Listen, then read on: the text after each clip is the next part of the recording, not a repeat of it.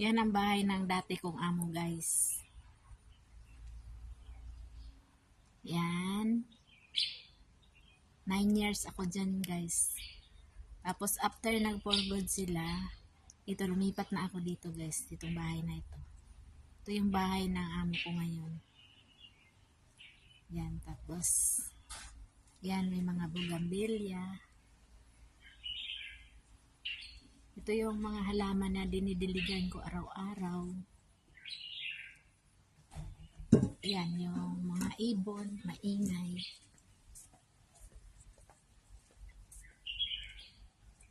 Yan.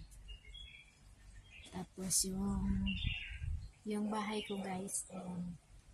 Yan yung bahay ko. Ito yung bahay ng amo ko.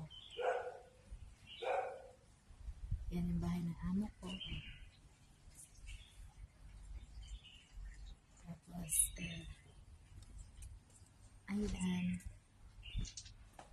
Yan, green na green ang mga halaman dito. Yan ang mga dinidiligan ko araw-araw. Ito yung kitchen ng amo ko. Yan.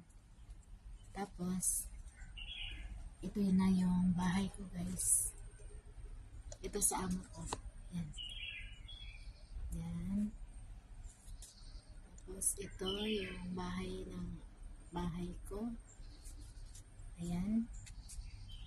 May sarili akong bahay.